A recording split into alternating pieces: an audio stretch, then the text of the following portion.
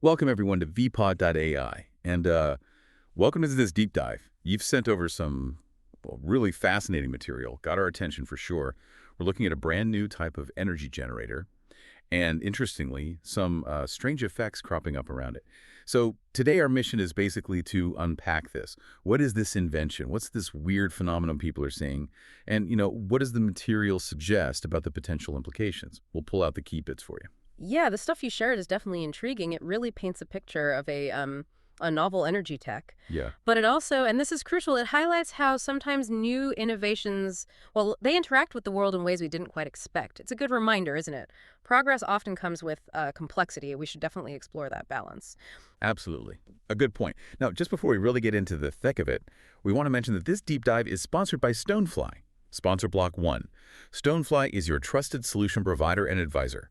We're talking enterprise storage, backup disaster recovery, hyperconverged VMware, Hyper-V, Proxmox cluster, AI servers. Yeah. Also, SA365, that's a turnkey security appliance, and of course, public and private cloud solutions. Pretty much whatever your enterprise needs might be, they likely have something for you. You can check them out at stonefly.com for more details. Okay, so let's jump right in. This material introduces something called the Heatwaver. It's being called the first photovoltaic turbine in history. What exactly makes it so different from, the regular wind turbines we see everywhere? Right, the Heatwaver, what immediately stands out from the information is its hybrid nature. See, normal turbines just have blades to catch the wind's kinetic energy, right? Yeah, just spinning blades. Exactly. But the Heatwaver's blades are different. They're actually lined with photovoltaic material. Think solar panels, but, on the turbine blades themselves. Oh, wow. So it's doing double duty. Wind and solar. Precisely. That's the core innovation here. It can harness sunlight at the same time it's catching the wind. And the big advantage, as the material points out, is that it can keep generating power even if the wind dies down. It just uses the solar energy absorbed by the blades. Huh. So more reliable power then. That's the idea. A much more consistent energy output, supposedly, whatever the weather's doing. It's designed as this space-saving, all-weather dual energy generator. Tackles energy from two angles. Okay, interesting. But Yeah. here's where it gets, well, a bit weird. According to the material, this side effect they're seeing, they're calling it heat shimmer or atmospheric distortion. What are people actually seeing? How's it described? It sounds kind of strange. It does sound strange. Yeah, the descriptions are quite vivid, actually. People nearby are reporting visible waves in the air, like a shimmering effect. Very similar, apparently, to the heat haze you see rising off, like hot pavement in the summer, mirage effect. Visible waves. So the air itself looks like it's moving. That's what they're saying, yeah. Rippling is a word used. Like the air itself is rippling around these turbines. Wow, okay. Rippling air. Is there a scientific explanation emerging for why this might be happening? Yes, there is. Meteorologists have been looking into it, and their theory, based on the sources you sent, links it straight back to those photovoltaic blades. Because the blades are absorbing solar energy, right? But they're also constantly moving and at elevation. So the way they absorb and then radiate that heat isn't uniform. It's not static. Right, because they're coated and they're spinning high up. Exactly. That combination, absorbing heat while moving, seems to create these localized irregular pockets of warmer air right near the blades. And as these warm little pockets rise and mix with the cooler air around them, it creates differences in air density. Think about how light bends, like a straw-looking bent in a glass of water. That's light refracting through different densities. So the material suggests these moving pockets of different air density are basically bending the light passing through, making the air look wavy or shimmery. It's a visible light refraction pattern. And they've measured this. Apparently, yes. Temperature readings near the turbines show these sort of cyclical spikes in heat, especially when the sun's strong. It supports the idea that the blades are actively heating the air around them in this unique way. Okay, so we've got this clever dual energy turbine, but it creates this weird localized heat shimmer because the moving solar blades heat the air unevenly. So what did the material say this means, for the environment right there, around the turbines? Are there potential impacts being discussed? Well, the material touches on potential impacts, but stresses they seem subtle, at least for now. It says, drastic environmental changes haven't really been seen yet. But there's a suggestion that this shimmer, this localized heating, could potentially influence things like low-altitude wind flow very close to the turbines. Okay, wind flow. Anything else? And maybe local insect behavior that was mentioned as a possibility too. Hmm. And what about if you put lots of these together, like in a big farm? Did the sources talk about that? Yes, exactly. That's where some of the climatologists mentioned in the material express a bit more concern.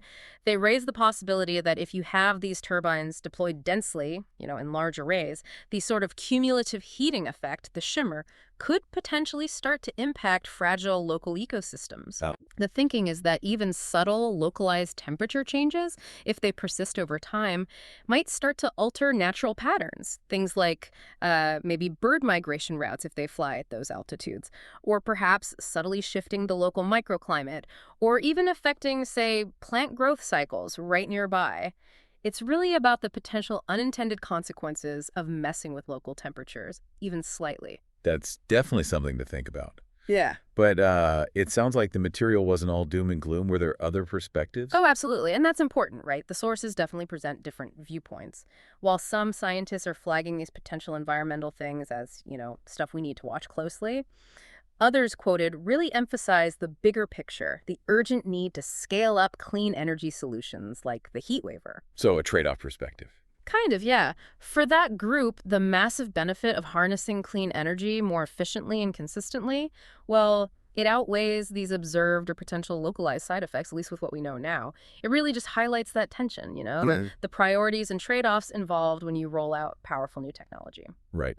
Okay, so given we have this shimmer effect and these potential environmental questions, Right. what are the next steps mentioned in the material? How are researchers or the company planning to understand this better? Yeah. Or maybe even reduce the effect? The clear takeaway is more data. Everyone agrees more study is needed to really get a handle on the effect and its long-term implications.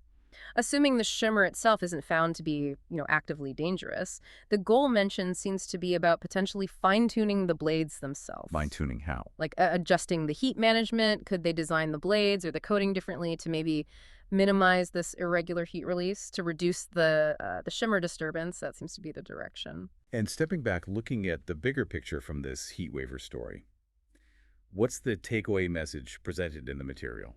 Well, if you zoom out, the Heatwaver kind of serves as this powerful symbol, doesn't it? It shows how deeply linked our efforts to harness energy are with the environment itself. Our ingenuity lets us tap wind and sun in new ways.